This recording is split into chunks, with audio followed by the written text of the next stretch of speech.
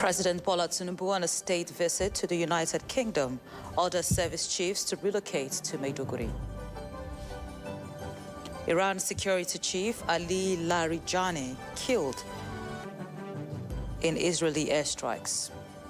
And Sri Lanka declares Wednesday off day for workers over fuel shortages. This is the World News on AIT. I am Binta Bukar. Welcome. President Bola Tinubu has departed Abuja for a state visit to the United Kingdom, marking the beginning of a series of high-level engagements aimed at strengthening bilateral relations. The president left the presidential wing of the Nnamdi Azikiwe International Airport, Abuja, this Tuesday morning, accompanied by the First Lady, Senator Oluremi Tinubu, and was seen off by top government officials during the visit. President Tinubu is expected to be hosted by King Charles III at Windsor Castle in what is being described as a historic engagement between Nigeria and the United Kingdom. He will also hold a bilateral meeting with the British Prime Minister Keir Starmer at 10 Downing Street, with discussions expected to focus on trade, investment, defense, and cultural cooperation. Several agreements are expected to be signed during the visit as both countries seek to deepen economic and diplomatic ties. President Tinubu is also scheduled to engage with business leaders and members of the Nigerians in diaspora in the United Kingdom before returning to Nigeria at the end of the visit. President Bola Tinubu's visit to the United Kingdom is a very strategic opportunity for the country to negotiate mutual beneficial deals that will improve the country's economy and address her security challenges. The country director, Care International Nigeria, Hussaini Abdul, who made this known in an exclusive interview with AIT, explained that as Africa's biggest economy with huge mineral resources, the president must make efforts to negotiate from a position of strength. But there can be different kinds of support that could come from UK, from its historical experience, from how it too had dealt with issues of insurgencies and all those things and terrorism over those years. And there's quite a lot that we could learn, the technology that they can provide to support, the training that can be provided to our law enforcement agencies. One. Second is about our economy. Both economies are struggling. The British economy is struggling. The Nigerian economy is struggling.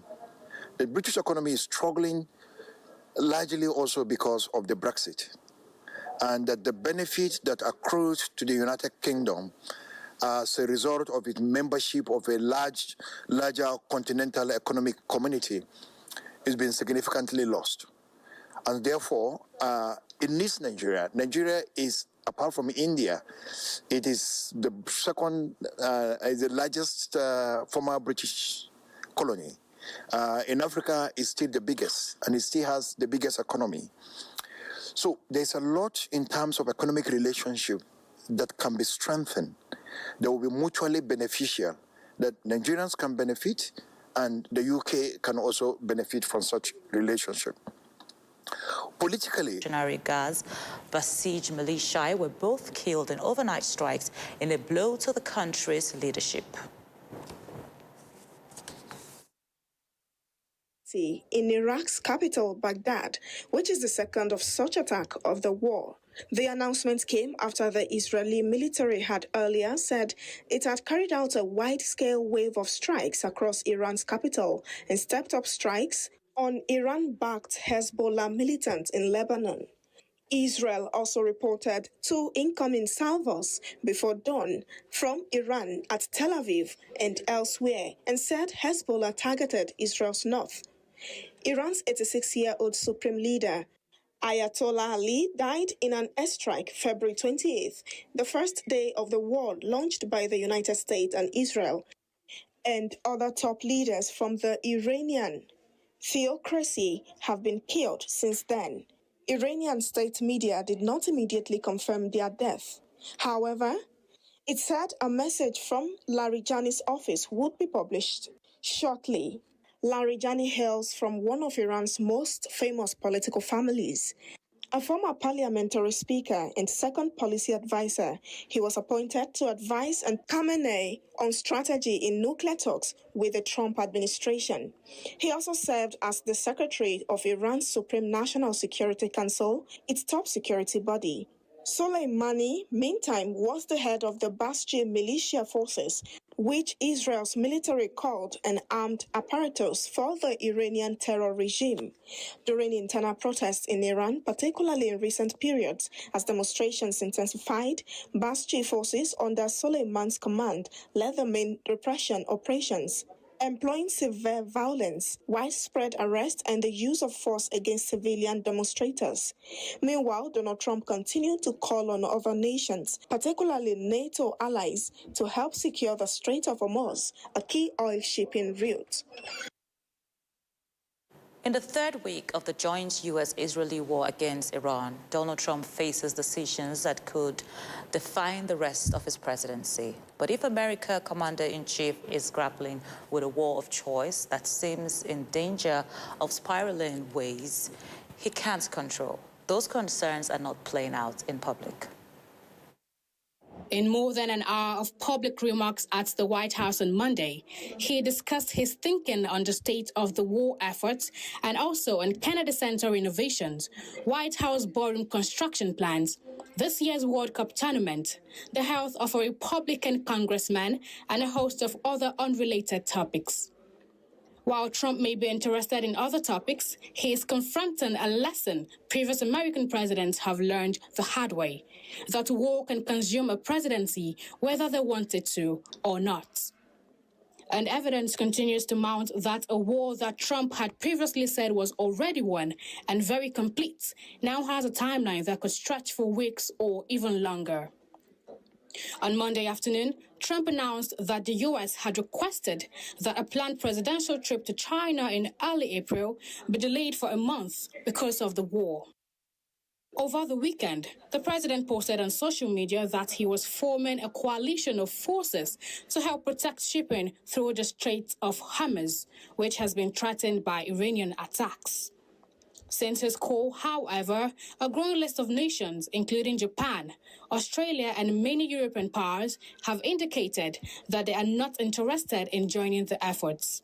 That leaves Trump with the unpleasant decision of whether to more fully commit the U.S. Navy to securing the narrow waterway through which approximately 20% of the world's oil supply passes. At the very least, the war in Iran distracts Trump and his administration from efforts to convince the American public that the president is addressing their economic concerns.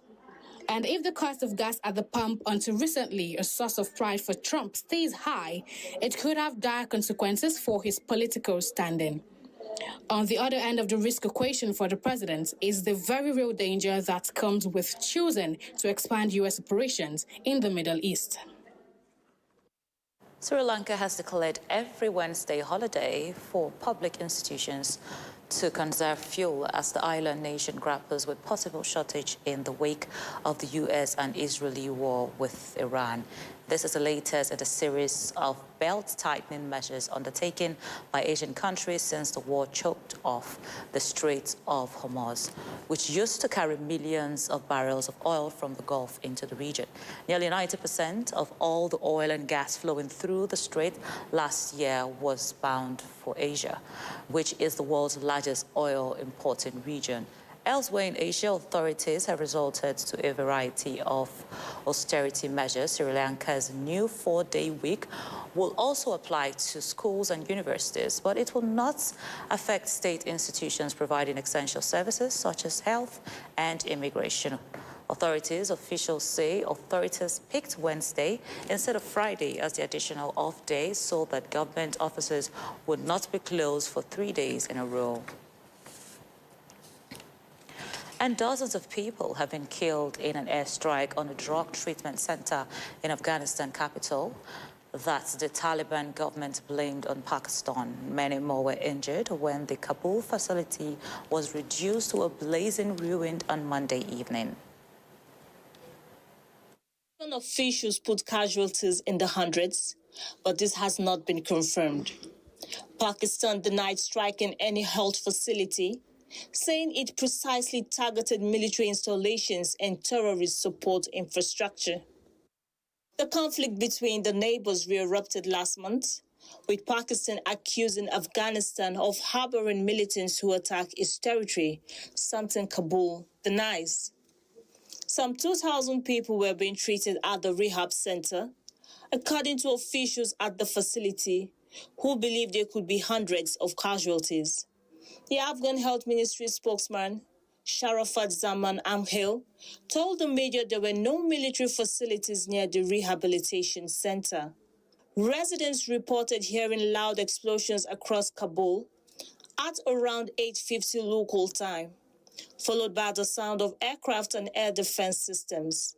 Family members of those being treated at the center were gathered outside, desperately trying to find information about their loved ones. Pakistan's information ministry said the strikes in Kabul and the eastern province of Nangarhar were precise and carefully undertaken to ensure no collateral damage is inflicted.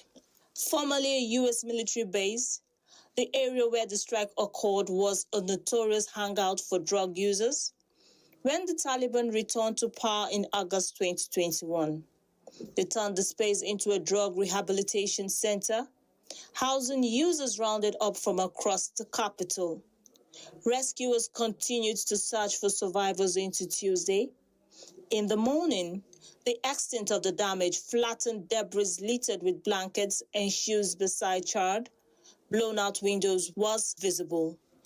The latest violence follows months of clashes, despite the two sides agreeing to a fragile ceasefire in October. Ukrainian President Volodymyr Zelensky is set to visit Prime Minister Keir Starmer in the UK this Tuesday to agree a new defense partnership aimed at tackling cheap attacks drones. Downing Street said the deal would bring together Ukrainian experts and the UK's industry base to manufacture and supply drones and other capabilities. The two leaders are also expected to discuss further supports Ukraine against Russia's full-scale invasion. Now, in its fourth year, their meeting comes as the U.S.-Israel war with Iran enters a third week, during which U.S. President Donald Trump has criticized the UK and other countries over the extent of their response to the conflict. Ukrainian president is set to visit Prime Minister Keir Starmer in the UK. Their meeting comes as the U.S.-Israel war with Iran enters a third week. A Utah's woman was convicted on Monday of aggravated murder after poisoning her husband with fentanyl and then self-publishing a children's book about coping with grief. Prosecutors said Corey Richins slipped 5 times the lethal dose of synthetic opioid into a cocktail that her husband, Eric Richins, drank in March 2022 at their home outside the affluent ski town of Park City. They said she was $4.5 million in debt and forcefully believed that when her husband dies, she would inherit his estate worth more than $4 million. They also said she was planning a future with another man she was seeing on the side. We, the jury, unanimously find that the defendant, Corey Richins, is guilty. A Utah mother who published a children's book about grief after the sudden death of her husband has been found guilty of his murder. A jury found that Corey Richins killed her husband in March 2022 by poisoning him with a fentanyl-laced drink. The jury deliberated the case for about 3 hours before reaching its verdict on Monday. During the trial, the court heard how Richins, 35, had racked up millions of dollars in debt, had taken out life insurance policies on her husband, and was having an extramarital affair. Officials said Richins was found to have poisoned her husband's sandwich in an earlier incident, nearly killing him, before later increasing the dosage until he died.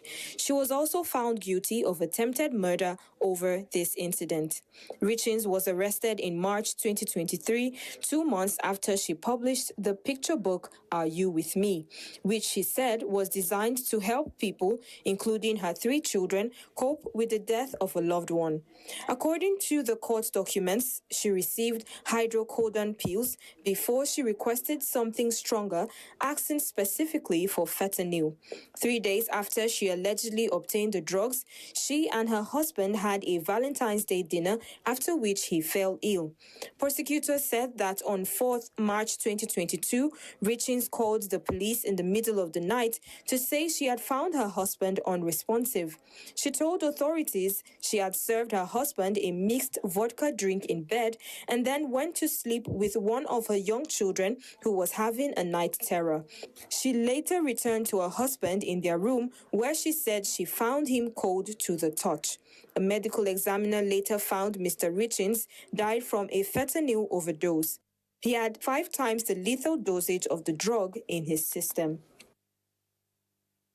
Today, U.S. President Donald Trump said that he is planning to delay a high-stake visit to China later in March by about a month because of the Iran war. The meeting between Trump and the Chinese President Xi Jinping is currently set to take place between the 31st to the 2nd of April, following their last face-to-face talks in October last year. China's Foreign Affairs spokesperson said on Tuesday that Beijing and Washington are in talks over the timing and related matters of President Trump's visit to China. China also rejected any connection between the delayed meeting and issues around the Strait of Hormuz, a critical waterway for global energy shipments from the Gulf. Trump's remark comes as frictions between the world's 2 largest economies have grown, fueled by the Iran war. Beijing is a major buyer of Iranian energy exports and has criticized the U.S. and Israeli strikes against the country. Washington also announced it would investigate trade practices among a list of countries, including China, after Trump's signature tariff policy was struck down by the Supreme Court in February. And millions in Cuba have been left without power after the national electricity grid collapsed on Monday. The country's power operators say much of the island, including the capital, Havana, has plunged into darkness, with streets only illuminated by headlamps and battery-powered lights.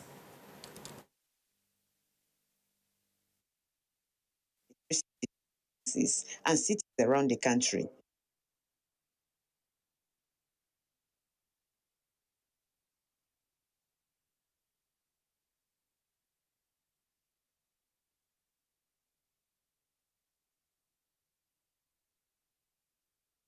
Shortages of food and medicine.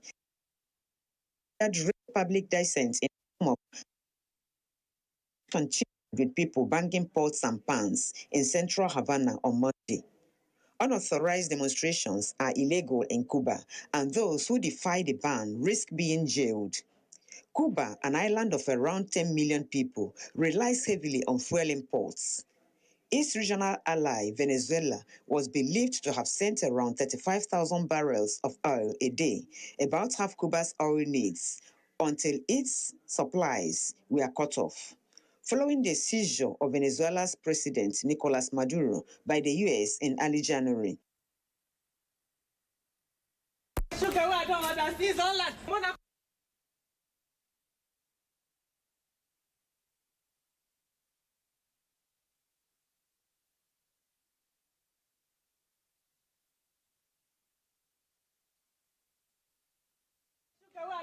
This online. Mona come begin pack and go inside. Madam Johnson, what is this?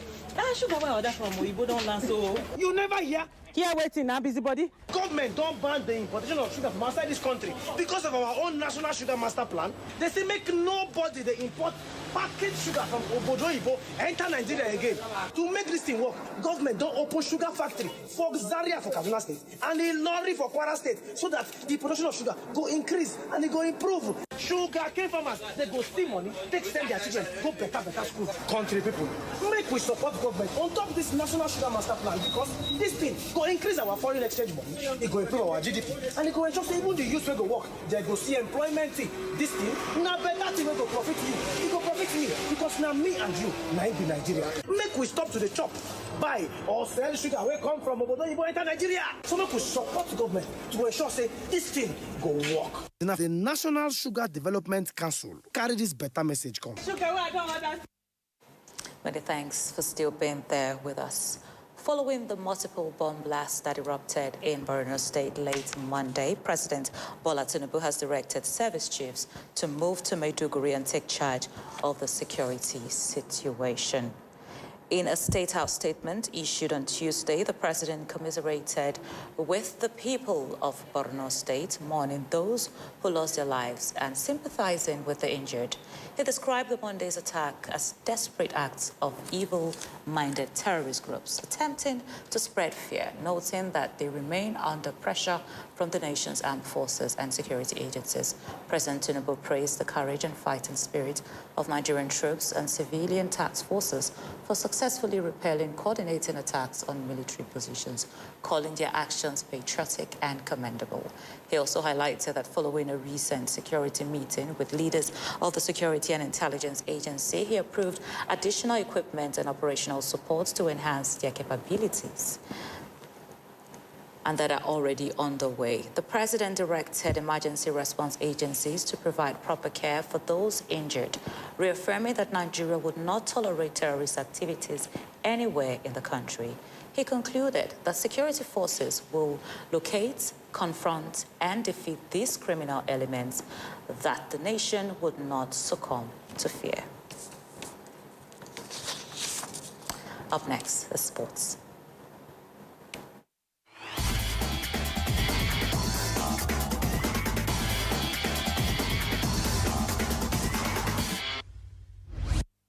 The quest for the quarterfinal spots in the 2025-2026 UEFA Champions League continues today with the second leg fixtures of the round of 16. Record winners Real Madrid have a 3-goal cushion as they visit the Etihad Stadium for a clash with the 2023 champions Manchester City.